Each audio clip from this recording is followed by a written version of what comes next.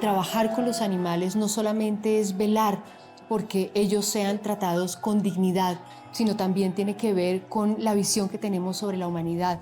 Si queremos estar del lado de la compasión y de la justicia o de la indiferencia, de la explotación y de la injusticia. La hoja de vida de Andrea Padilla es extensa. Tiene un doctorado en Derecho, es magíster en Criminología y magíster en Sociedades Complejas y es psicóloga. Un conocimiento que Andrea mezcla magistralmente en una militancia por los derechos de los animales que ha llevado con éxito a la función pública.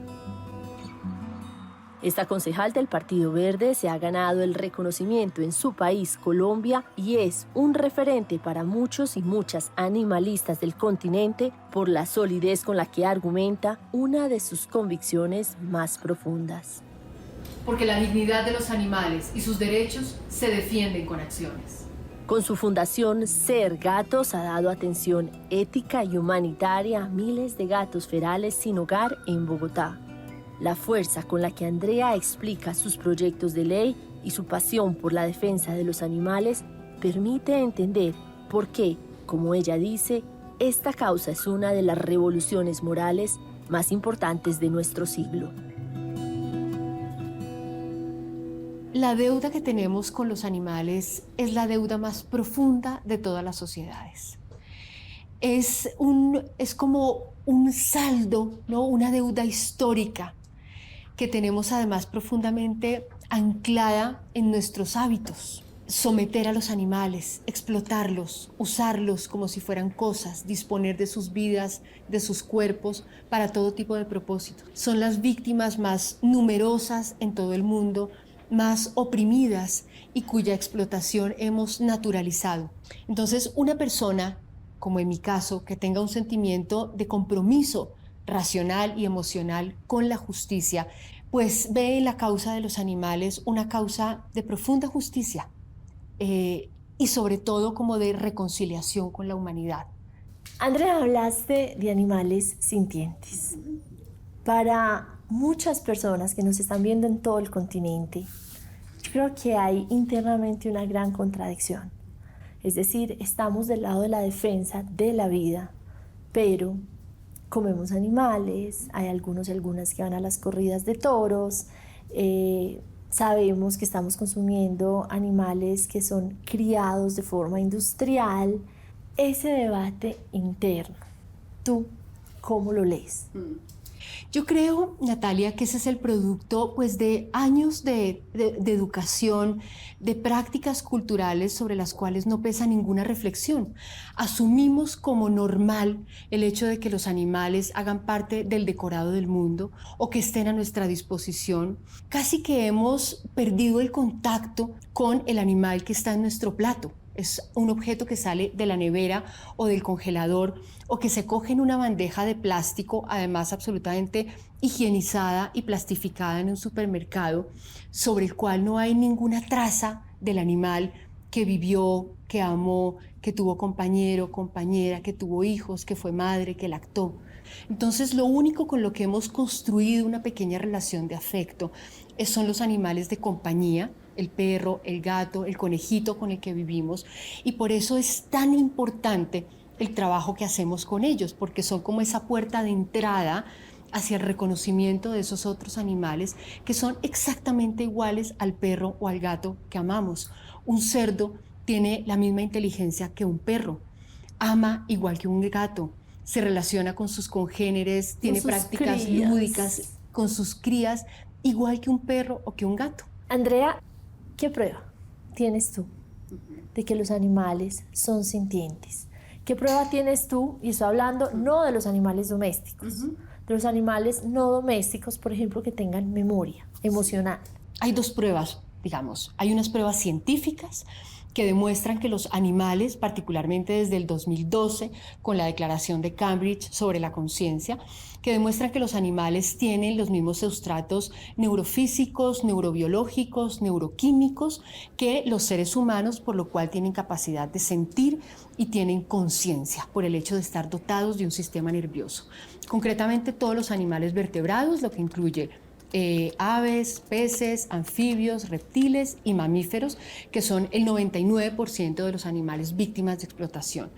Pero hay otro elemento de prueba, Natalia, que es lo que los seres humanos hemos puesto una costra encima de eso, que es la capacidad de empatía, que es la capacidad de reconocer en mi congénere, humano o no humano, cuando tiene miedo, cuando tiene hambre, cuando tiene dolor, cuando algo le pasa. Pero Andrea, no podemos abordar un tema que tiene una dimensión económica y de subsistencia para numerosas familias en América Latina y en el mundo con romanticismo, por más ciencia que nos demuestre que estos animales sienten. Pienso en muchas comunidades indígenas, en muchas sociedades que dependen de lo que les da su entorno, su universo natural, que son los animales sintientes. Frente a esa realidad, una persona como tú que dice hay que respetar la vida por encima de muchas necesidades, ¿qué planteas? ¿Qué solución real, concreta y práctica planteas? Sí, esa pregunta es clave.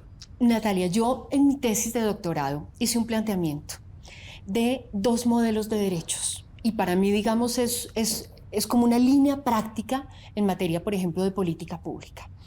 Unos derechos que yo llamo derechos plenos, que se aplicarían sobre todos los escenarios de conflicto, campos, ámbitos de explotación animal, que son absolutamente irrelevantes, innecesarios, banales.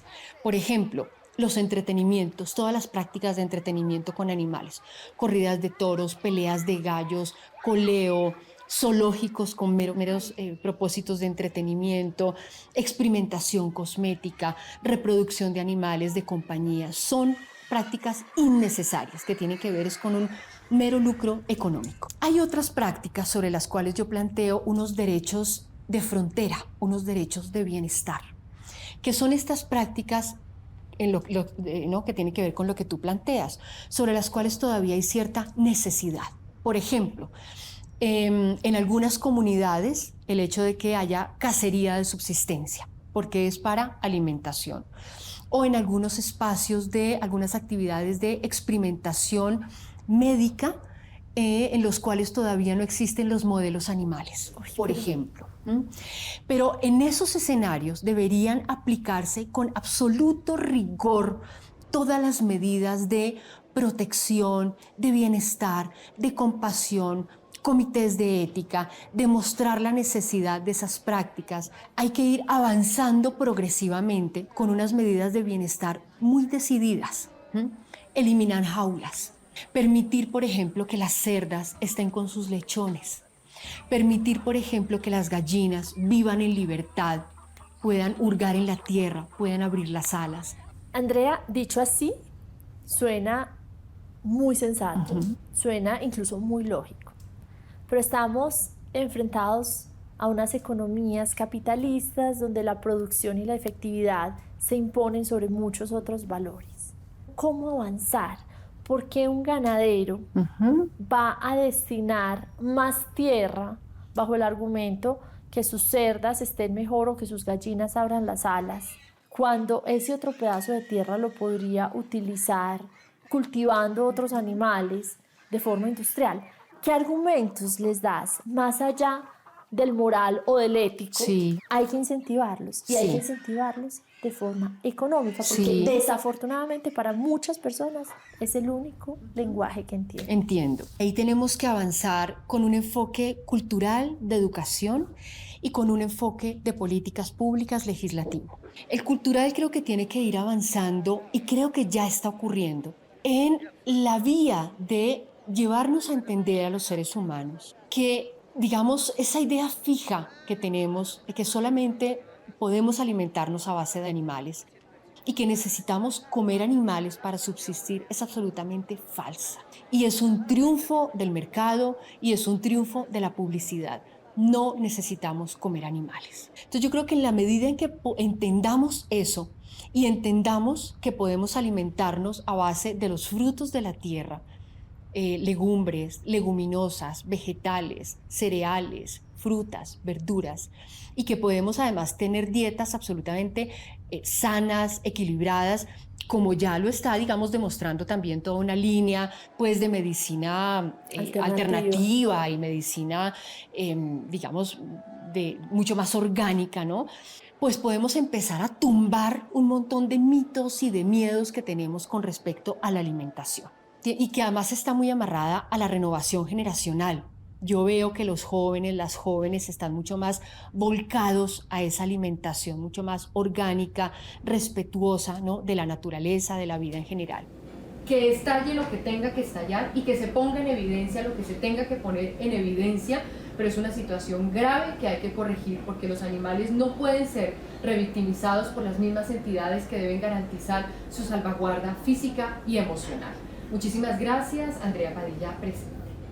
Andrea, y todo esto que nos planteas, que es una forma de ver el mundo, una forma de habitar este mundo, quisiste un día llevarlo al ámbito público. ¿Por qué? Si crees que es desde ahí, sabiendo lo difícil y en ocasiones lo sucio, desafortunadamente, que es la política. Por una razón, Natalia, absolutamente determinante, y es que si quienes luchamos por los derechos de los animales, o de las mujeres, o de los niños, o de la naturaleza, no ocupamos esos espacios, pues esos espacios los van a ocupar quienes se lucran de la explotación de esos seres o a quienes les es absolutamente indiferente el sufrimiento de esos seres. Entonces, si realmente tenemos un compromiso profundo del corazón, ético, de la razón, con esa causa que representamos, que lideramos, no ocupamos ese espacio, creo que va a ser un acto de irresponsabilidad y de profunda cobardía. Recordarle a este señor que un juez le hizo recular en sus mentiras y en sus falsedades y en su agresividad, que es recurrente contra mí.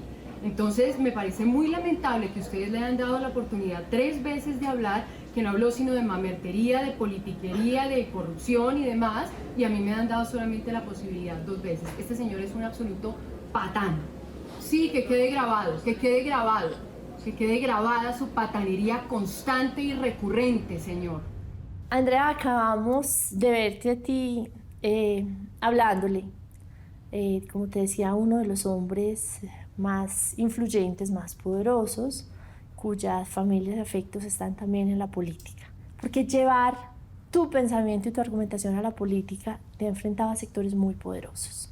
Sí. ¿Cómo lo viven? La lucha por los derechos de los animales implica meterse a deconstruir, ¿no?, a cuestionar, a denunciar industrias muy poderosas sobre las cuales están cimentadas además un sistema capitalista, unos sistemas de producción y consumo, como por ejemplo la ganadería, ¿no?, toda la industria del entretenimiento, delfinarios, zoológicos, acuarios, peleas de gallos, industria peletera, ¿no?, la crianza de animales para comercializar con sus pieles, la industria farmacéutica. Son grandes industrias que realmente han sido muy poco cuestionadas.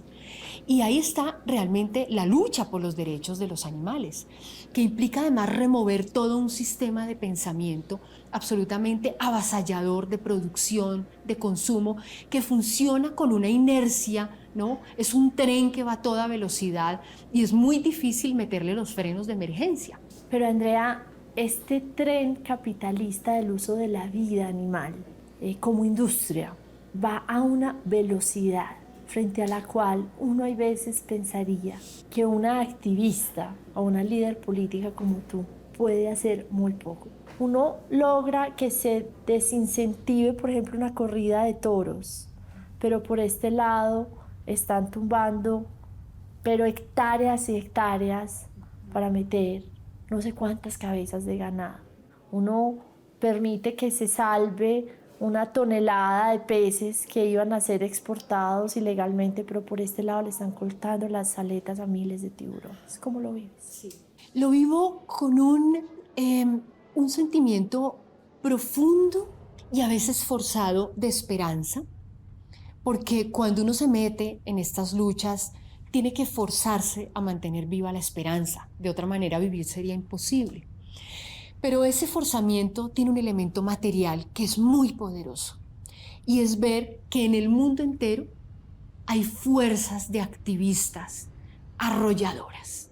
Entonces es realmente emocionante y conmovedor cuando uno ve que hay científicos, humanistas, cientistas del área social, filósofos que están produciendo conocimiento, mujeres, hombres que están en la política, que están hoy gobernando, que están produciendo ciencia, que están produciendo academia y que gira alrededor de, pues finalmente, reivindicar la vida de seres absolutamente sufrientes, vulnerados, victimizados, como los animales y como la naturaleza.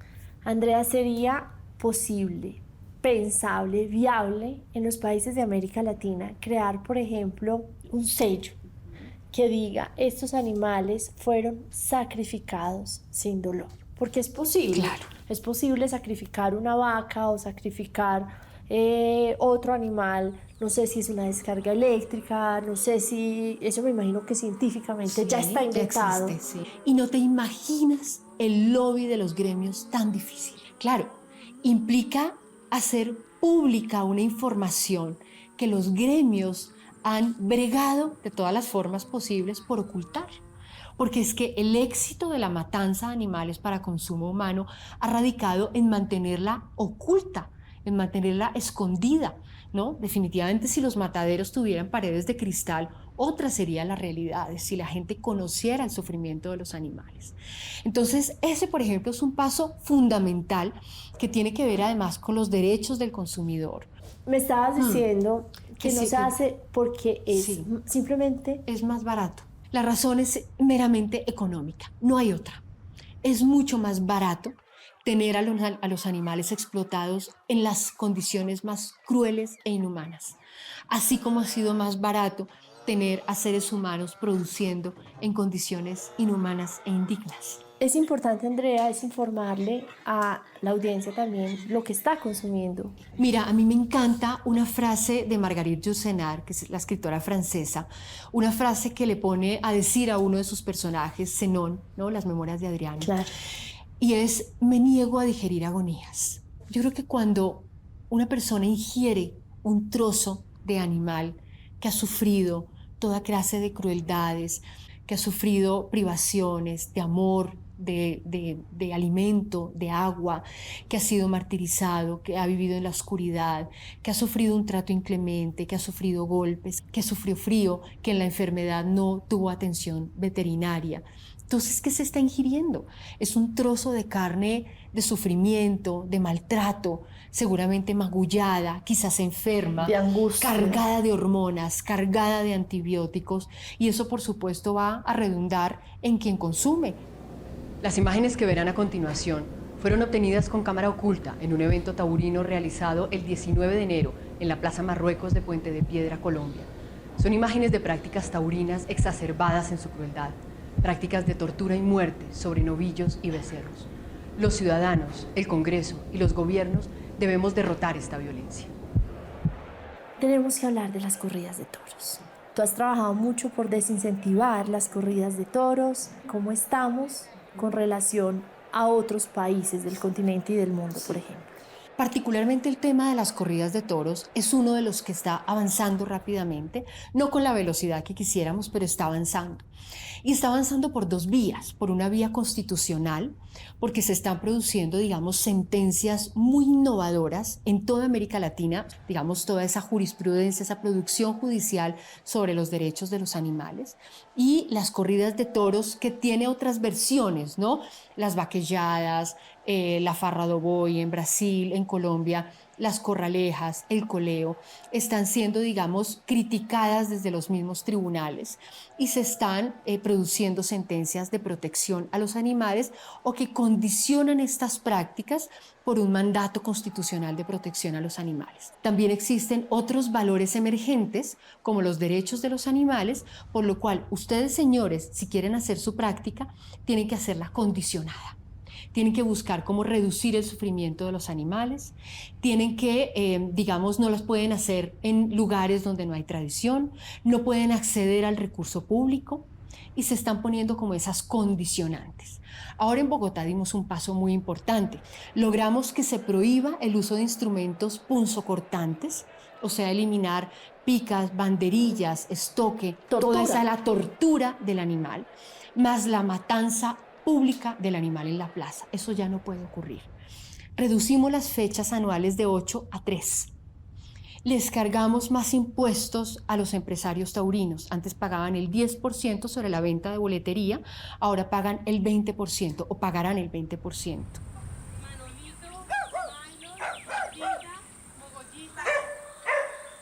Voy a entrar a un tema en el cual tú tienes mucho éxito y es el darle una segunda oportunidad a esos animales, gatos, en ocasiones perros, que han sido abandonados y que encuentran un hogar.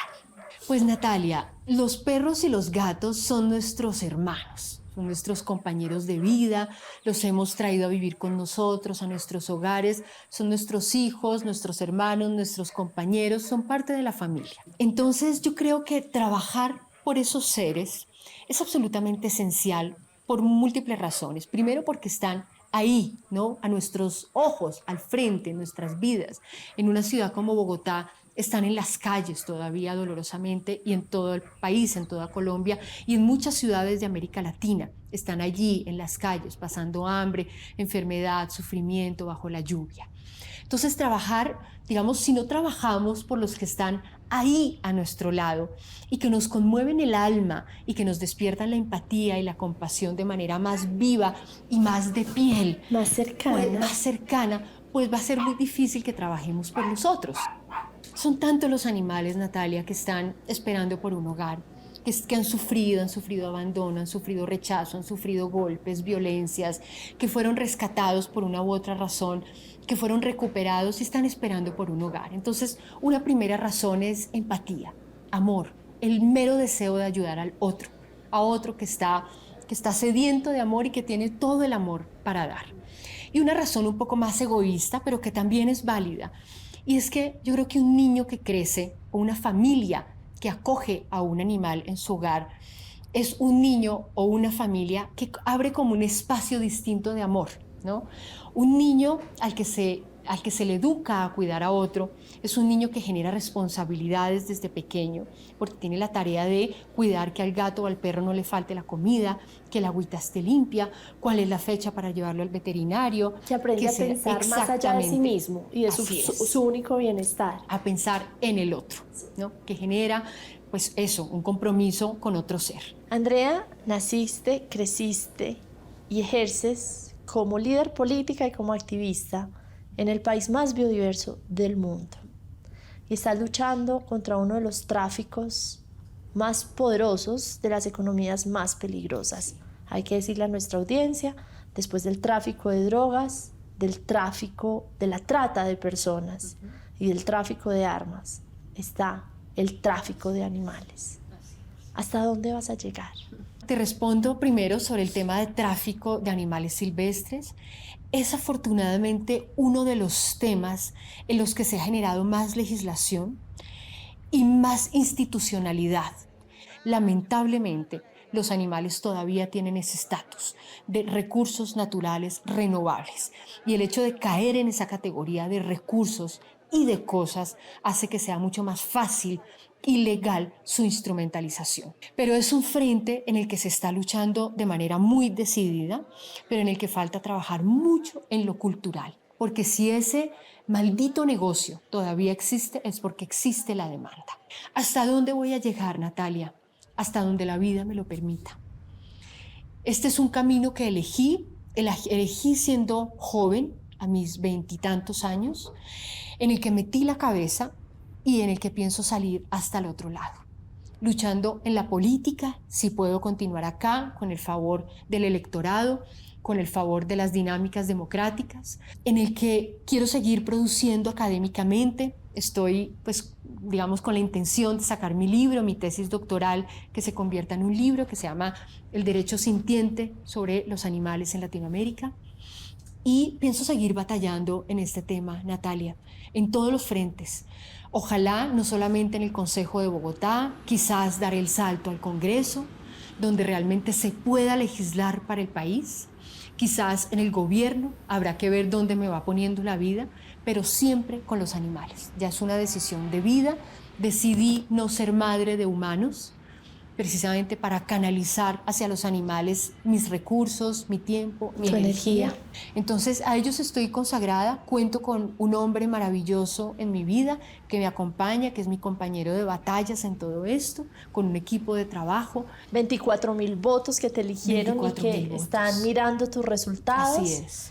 Y que si los animales pudieran hablar con palabras, porque hablan con los ojos, hablan con sus caricias, hablan con sus colas, unirían a todos esos votos para decirte gracias. Pues a ellos me debo y, como digo al final de mi tesis, por ellos persisto.